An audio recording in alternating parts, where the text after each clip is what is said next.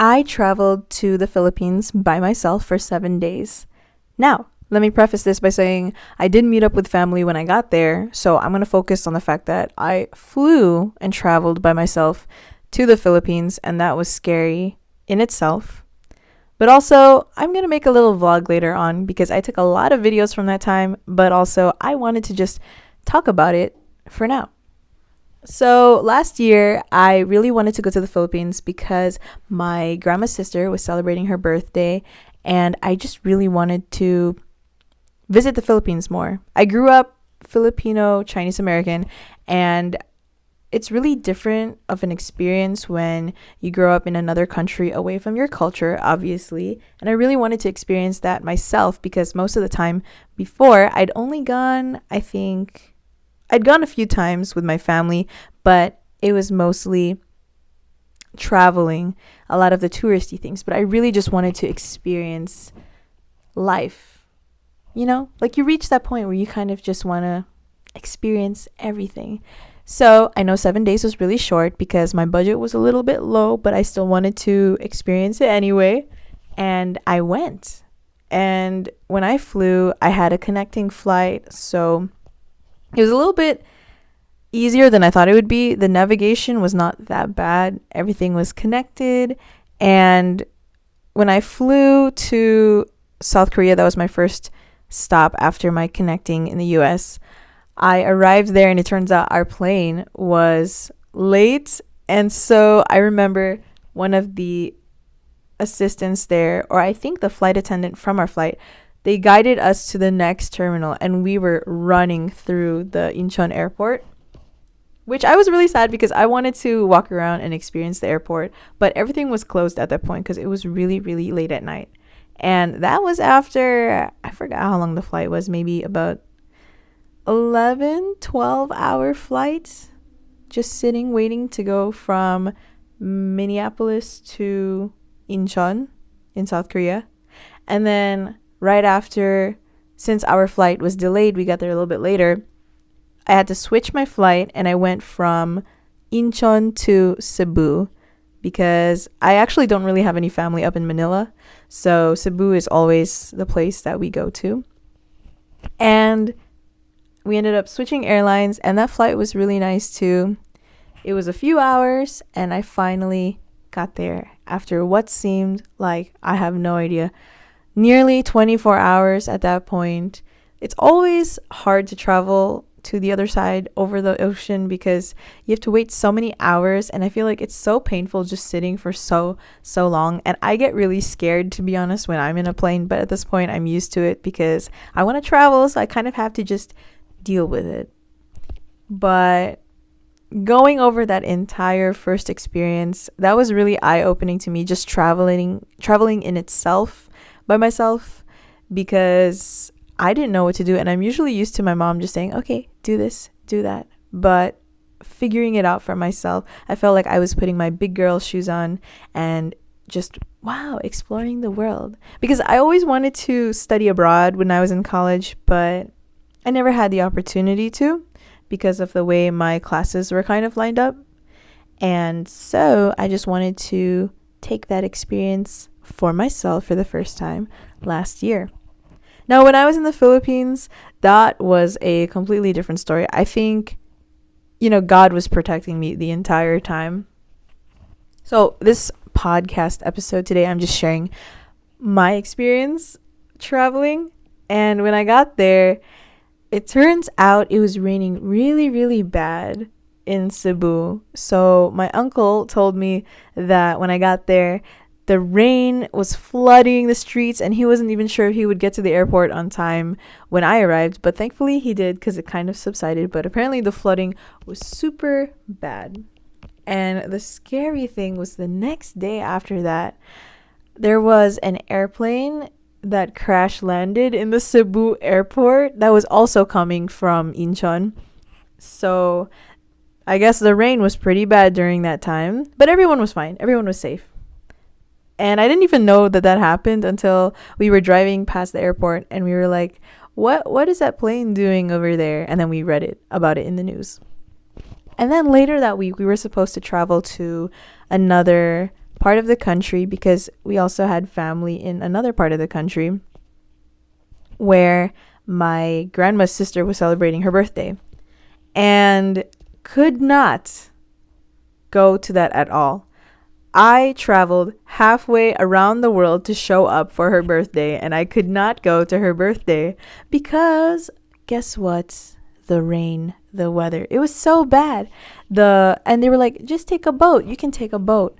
No, the water was so bad because there was a typhoon coming. So I can say I also experienced my first typhoon that was coming toward the Philippines, but it was going to another part of the country. We just got a lot of rain in that area. So the flights were canceled, and I ended up staying in Cebu the entire time for 7 days that I was there. But I really enjoyed my experience because despite all of that happening, I feel like everything happened for a reason. I still had a lot of family in Cebu that I got to spend time with, and most of the time because I have family in different parts of the country, so we would visit those other islands like Dumaguete, and we would also visit another part like Coron for, for vacation and to touristy reasons to experience it.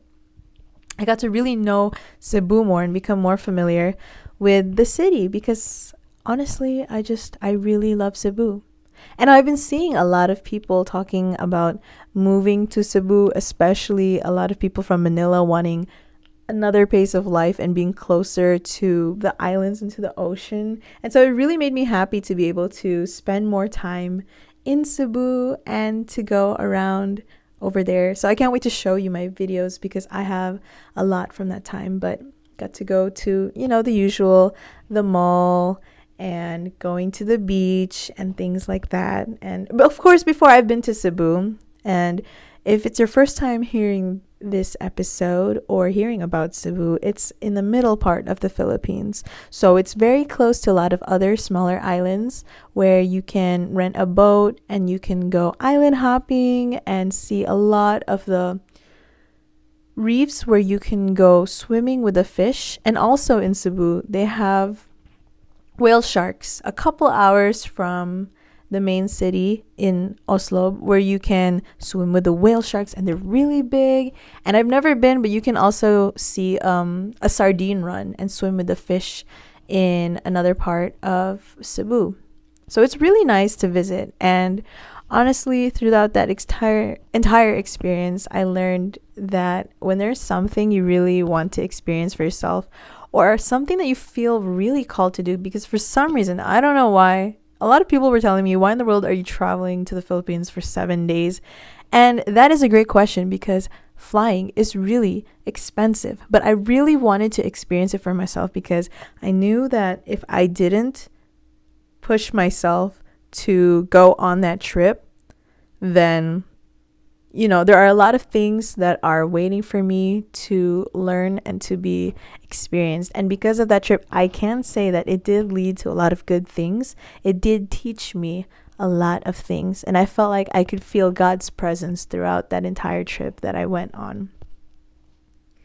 And just really learning to appreciate more about the life that we have. I feel like growing up in the US, we're kind of forced to think about a lot of hustle culture and constantly grinding, constantly working, and I'm gonna get this brand name thing, and I want to get a house, I want to get that Tesla and make that bag. And that's great, that is really great because we need money to survive. Who doesn't? But I kind of wish at the same time that we had a slower pace of life, just kind of a more simple way of just really accepting everything as it is. And I think it's really hard when we have social media around us all the time. But that was something I realized when I went on that small trip. And I can honestly say, if you're thinking about visiting the Philippines, definitely do give it a try. And if you're afraid to travel by yourself to the Philippines, you have to be safe, but don't discount the idea. And if you can find travel buddies to go with you, the more the merrier. And one big thing about visiting Cebu or just visiting the Philippines in general is people speak English. So you don't have to worry about not being able to. I mean, obviously, everyone will still speak their own dialect, but if in emergency you really need to talk to someone, of course, people can still help you. So, I just wanted to kind of reflect on that trip a little bit. I think my favorite part of being there was just being stuck in traffic for so many hours. I'm just kidding. Who wants to be stuck in traffic? Although I feel like the traffic did get better over the years compared to the last time I went with my family. And from me traveling there by myself, I was able to convince my family to go and travel again together because it was something that we didn't think of doing in the near future. We would just put it off for another years because it's really expensive. You really got to save up for these kind of trips to go on. And I also got to visit the market for the first time, and I bought a lot of my pasalubong. Oh, and I got to visit SNR, I think. Is that the one I went to? It's like Costco, but it's pretty much a regular grocery store to me, to be honest. Just really expensive. I thought it was expensive, but they do have a lot of Costco or American brand stuff in there. A little bit bougie, to be honest. But it was cool. Did not experience that either.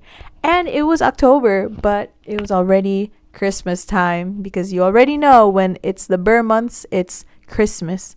And right now it's August as I'm telling this story, and September is coming up right around the corner. I can hear Jose Marichan starting to sing right behind me. I can hear the music coming, and Mariah Carey. So I can't wait to share my vlog with you all. I just wanted to have a little mini story time about the time I went to the Philippines because I think one of the most important things to me I realized in life is that for me, I didn't really grow up surrounded by my Filipino culture aside from whenever my mom would cook or I'd see my family or there would be TV playing. And even though I didn't understand Tagalog, which it took me a while to learn over the years, and I'll also make another video about how I learned that. I don't speak fluently, but I can definitely understand it for the most part now. I think it's just really important to get to know your own culture and just to be proud of your own roots and where you come from, no matter what experience you had. I think a lot of the biggest things that we face nowadays is we feel like we're not enough, we're not Asian enough, we're not American enough, we're not this or that enough. But honestly, you are enough. It all depends on how you think about it and what you decide for yourself, because whatever other people are telling you, whatever they think, it's from their own experience, but whatever they say, it's not you. And you can just decide for yourself how you feel about something and how much effort you want to put into it. So, definitely encourage you to explore your own culture. And if you've been to the Philippines before or to Asia before, I'd love to know, what are your favorite spots to visit? Let me know. My name is Liana, and I'll show you my vlog next time. Thanks for listening in. Talk to you later. Bye.